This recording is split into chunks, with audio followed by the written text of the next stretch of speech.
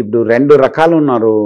2 రకాలు అంటే వీళ్ళు ఏమంటే కొంతమంది ప్రజలు వాళ్ళు మిస్యూజింగ్ అనుకోవచ్చు. చాలా తక్కువ మంది ఉంటారు, మైన్యూట్ పర్సంటేజ్ ఉంటుంది. But it's a part of life. So అలాంటి వాళ్ళు ఉన్నారు. మొన్నే మన ఒక ఆర్ఎం గారితో మాట్లాడుతూ కూడా నల్గొండ నుంచి ఇక్కడ ఆల్ఫా హోటల్కు చాయ్ తాగడం కూడా వస్తున్నారు, కొంతమంది బిర్యానీ తినడానికి కూడా వస్తున్నారని చెప్పి అక్కడక్కడ కొన్ని సంఘటనలు జరిగి ఉంటాం. అదేవిధంగా కొంతమంది అడుగుతున్నారు. నిన్నే ఒక మినిస్టర్ గారు కూడా ఫోన్ చేశారు, ఇట్లా సారు స్కూల్కి వెళ్తే అక్కడ ఉన్న టీచర్స్ కూడా అడుగుతున్నారంట, ఎందుకు బస్ ఫ్రీ చేశారు, మనం వీఆర్ రెడీ టు పే అని చెప్పి. సో అటు ఎవరెవరు పే చేశారో వాళ్ళు they can pay and they can continue to travel అని చెప్పడం జరిగింది. నేను కూడా అలాంటి వాళ్ళు కూడా మనం ఏం చేస్తే బాగుంటుంది కూడా చూసాను. సో 2 రకాలు ఉన్నారు, అంటే 2 రకాలు 3 కేటగిరీ. ఒకటి ఇలాంటి వాళ్ళు ఉన్నారు, ఒకటేమో genuine people like people who come to sell their vegetables, who want to visit hospitals, who want to visit their near and dear ones. అది ఒక category. Third category is those people who are eligible for free but they don't want to travel. So ఈ ముగ్గురిని సమన్వయం చేసి మనము bus నడపాలి అంతే. ఇంకా కరెక్ట్ సార్. కానీ కర్ణాటకలో కూడా 2 months పట్టింది ఇంప్లిమెంట్ చేయడానికి. 2 months పట్టింది. స్టిల్ దే బికాజ్ ఇక్కడ లక్కీగా మనము బికాజ్ యాజమాన్యం కొంత బస్సెస్ తీసుకోవడము బాగా కలిసి వచ్చింది. ఇప్పుడు ఆల్మోస్ట్ మనము 2375 బస్సెస్ వస్తున్నాము. కమింగ్ 4-5 monthsలో we're this one already hundreds of buses start అయిపోయింది. దానివల్ల మళ్ళీ అగైన్ వీఆర్ గోయింగ్ ఫర్ ప్రభుత్వం కూడా డబ్బులు అడగడం జరుగుతుంది. డబ్బులు శాంక్షన్ చేస్తే మళ్ళీ అగైన్ ఇంకా ఒక 2100 బస్సెస్ని కొంటున్నాను. సో దానివల్ల కొంచెం వెసులుబాటు దొరుకుతుంది. I think by year end, I think by 6 monthsకే మనము I think this rush will come down. మనము కొంచెం మంచి కంఫర్టబుల్గా జర్నీ చేయవచ్చు. ఇంకా నెక్స్ట్ మనకు కొత్త బస్సెస్ వస్తే ఇంకా మనము it will be good thing. Telugu చాలా బాగా వచ్చింది సార్ మీకు. స్టార్టింగ్ కన్నా ఇప్పుడు చాలా ఫ్లూయెంట్ గా మాట్లాడేస్తున్నారు. సో ఎలా ఇంప్రూవ్ చేసుకున్నారు తెలుగు అని అంటే బేసిక్లీ అప్పుడు ఇనిషియల్ అంటే ఓవరాల్ మాట్లాడుతుంటే పబ్లిక్తో మాట్లాడుతుంటే అది వచ్చింది. కానీ ఇక్కడ తెలంగాణలో మాట్లాడితే హిందీ వచ్చి ఉంటే you can manage. But if you work in Rayalaseema and coastal area it's very difficult. మనకేమైందంటే ఫస్ట్ జనగాలో పని చేసినప్పుడు హైదరాబాద్లో ఉన్నప్పుడు అంత పెద్ద కదా, పులివెందులో పోయినప్పుడు కొంచెం అక్కడ తగిలింది ఆ షాక్. మనకు తెలుగు నేర్చుకోపోతే కష్టం అని చెప్పి. సో అక్కడ తెలుగు టీచర్ పెట్టుకొని నేను మిస్సెస్ పోయి తెలుగు ఫిలిం చూడడము, ఆ న్యూస్ పేపర్ చదవడము, ఆ బుక్ డిక్షనరీ కాడాటు తెలుగు డిక్షనరీ పెట్టుకోవడం మిస్సెస్ కానీ నేను చేయడంతో కొంచెం అయింది. అక్కడ లోకల్ కూడా పబ్లిక్ తో మాట్లాడడంతో కొంచెం అయింది. ఇక్కడ కొంచెం హిందీ వస్తే నడుస్తుంది. అక్కడ రాయలసీమ కోస్టల్లో కొంచెం గుంటూరుకి వెళ్ళాను. సో అక్కడ అల్టిమేట్లీ అటు వెళ్ళాను. సో అట్లా మెల్లగా స్టార్ట్ చేసి ఇక్కడ కూడా వచ్చిన తర్వాత కూడా చాలా ఇంటరాక్షన్ మధ్యలో సిపిఐ అయినప్పుడు కూడా పబ్లిక్ చాలా కలవడం కూడా ఇట్లా it has improve now. Sir మీ బిజీ స్కెడ్యూల్లో అసలు మూవీ చూసే అవకాశం దొరుకుతుందా? చాలా తక్కువ. అంతకుముందు ఏదో డిస్టిక్లో ఉన్నప్పుడు వెళ్ళేది, ఇక్కడ వచ్చిన తర్వాత చాలా తక్కువ అయిపోయింది. పిల్లలు కూడా పెద్దలు అయిపోయినారు, రెస్పాన్సిబిలిటీ కూడా పెరిగింది. As we go up in the career also కొంచెం రెస్పాన్స్ పెరగడంతో చాలా తక్కువ అయిపోయింది. లాస్ట్ మీరు చూసిన మూవీ అంటే ఏం చెప్తారు? ఆల్మోస్ట్ 2 సైరా నరసింహారెడ్డి వచ్చింది కదా, అది that was the last movie I seen. Okay. తర్వాత ఐ థింక్ 2 years అయింది, I have not seen any movie. యూపీఎస్సీలో మీరు అంటే సింగిల్ అటెంప్ట్ లోనే మీరు అచీవ్ చేశారా సార్? లేదు, థర్డ్ అటెంప్ట్ లో అయింది. ఫ్రమ్ లాస్ట్ 8 years నుంచి యూపీఎస్సీ సిరీస్ ఒకటి నేను చేస్తూ ఉన్నాను సార్.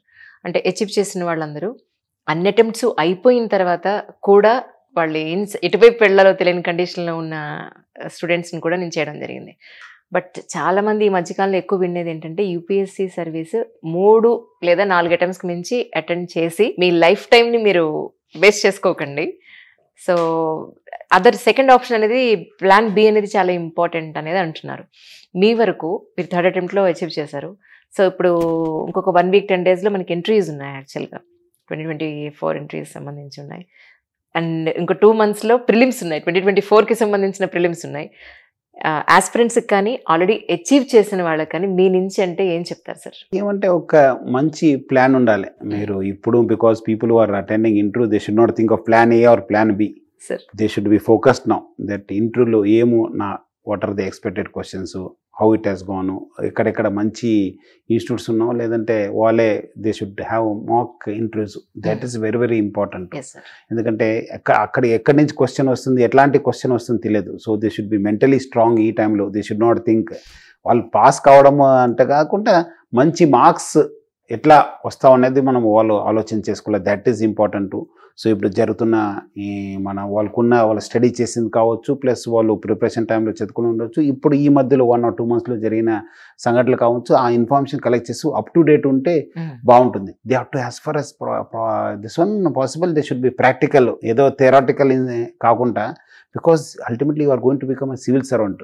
సివిల్ సర్వెంట్ అయితే you will be facing lot of challenges. అది ఎట్లా ఫేస్ చేశారనేది అక్కడ మీ ఒక కళని అక్కడ చూపించాలి వాళ్ళ ముందు. Yes you are confident, you are able to deal situations అనేది వస్తేనే వాళ్ళకు దిల్ అప్రిషియేటివ్. అదర్వైజ్ మళ్ళీ అగైన్ యూ టు మళ్ళీ జీరోకి వచ్చినట్లేదు. మీరు అన్నట్లు అగైన్ 2 monthsకి మళ్ళీ again you to write prelims with again 5-6 lakhs or 10 lakh పీపుల్తో again will be one of them. So అట్లా కావద్దంటే they should be very very practical, they should be answer to the point. ఇంకా మీకు అది వాళ్ళు చెప్పిన ఆన్సర్, అడిగిన question మీకు ఆన్సర్ చెప్పకపోతే you can always tell that నాకు తెలియదని చెప్తే they'll appreciate, they'll go to the next. అనవసరం ఏదో అబద్ధం చెప్పి trying to play around, wasting their time and your time also is not a good thing. They should be point to point correct answer చేయాలి and impress చేయడానికి ప్రయత్నం చేయాలి. అంటే it's like a selection board అన్నట్లు. అది ఆ selection బోర్డులో మీరు మీ ఎంత ప్లే చేస్తారో, ఎంత మీ కళను చూపిస్తారో వాళ్ళు they will get impressed. So ఇంకా ప్రిలిమ్స్ పోయేవాళ్ళు, because already now it's only less than May 26th, 27th ఉందన్నారు. So hardly up to now another 3 months, 4 months. So as far as possible they should prepare for mock. At least 1 or 2 question papers, previous question పేపర్స్ని వాళ్ళు thousands of papers దొరుకుతాయి బయట, వాళ్ళంతా collect చేసి they should keep on solving them. ఎక్కడెక్కడ gaps arrange అవుతావు ఆ గ్యాప్స్ని అగైన్ యూ టు ఫిల్ చేయడానికి ఆ సంబంధించిన మెటీరియల్ చదువుకోవడము, మళ్ళీ కన్సర్న్ వాళ్ళతో డిస్కస్ చేయడం అనేది చేయాలి. మీరు రన్నింగ్ అరౌండ్ తగ్గించుకొని నౌ ఐ థింక్ ఫోకస్డ్గా ఎక్స్టెన్సివ్ స్టడీ చేయడానికి ప్రయత్నం చేయాలి. ప్లస్ ఇప్పుడు బాగా కాంపిటీషన్ కూడా సీవియర్ కావడంతోనే I think you have to be very very realistic. Time management కూడా బాగా చేసుకోవాలి. బట్ ఈ టైంలో ఇంకోటి ఏమంటే చాలామంది they don't concentrated on their food కావచ్చు, వాటర్ కావచ్చు, దానివల్ల కూడా లాస్ట్లో అంతా చేస్తారు. కానీ లాస్ట్లో మెనీ పీపుల్ నాతో పని చేసిన వాళ్ళు they became sick, they got hospitalised, demoralise అయిపోయినారు. అది కాకుండా ప్లీజ్ హ్యావ్ సమ్ మంచి డైట్ తీసుకోవడము, వాటర్ తాగడము, ప్లస్ కొంత టైము మీ రిలాక్సేషన్ కోసం కూడా పెట్టాలి. చాలామంది చదువు చేస్తారు కానీ ½ an hour ఏదో మెడిటేషన్ కావచ్చు, ఇంట్లో యోగా చేయవచ్చు, లేదంటే కొంత బయట కూడా ఒక ½ an hour వాకింగ్ చేయడంతో ఐ థింక్ రిలాక్స్ అవుతారు. అదర్వైజ్ ఈ ఒక ప్రెషర్ తట్టుకోవాలంటే మనం ఎక్కడో దగ్గర వెంట అవుట్ చేయకపోతే కష్టమవుతుంది. టైం మేనేజ్మెంట్ అన్నది, and there is no substitute for hard work. కష్టపడితేనే పైన వస్తారు. ఏదో మనం ఆ గైడ్ చేసి ప్రీవియస్ వాళ్ళు సక్సెస్ అయిన వాళ్ళు గైడ్ చదివి వాళ్ళు ఇచ్చిన నోట్స్ చదివి కాదు, మీరు సొంతంగా ఒరిజినల్ బుక్స్ చదవాలి. వాళ్ళు అనవసరం ఆ గైడ్ కాకుండా ఏ సబ్జెక్ట్లో వాళ్ళు తీసుకున్నారు ఆ ఒరిజినల్ బుక్ చేసుకుని, అవి కూడా ఒరిజినల్ ఒక 10s, 20sలో చదువుకుంటా ఒక 4-5 books మెయిన్ కోర్ బుక్స్ చదివితే then they will be very very confident. True sir. So మీరు బేసిక్గా ఎంబీఏ చేసినట్టున్నారు. ఎంబీఏ చేసి కామర్స్ నుంచి మేనేజ్మెంట్. అప్పట్లో యూపీఎస్సీ సైడ్ రావడానికి అంటే మీ అంతటి మీకే ఎలా తెలిసింది, లేదంటే ఎవరన్నా మిమ్మల్ని ఇన్స్పైర్ చేస్తే ఇటు వచ్చారా? అంటే father was a tax consultant.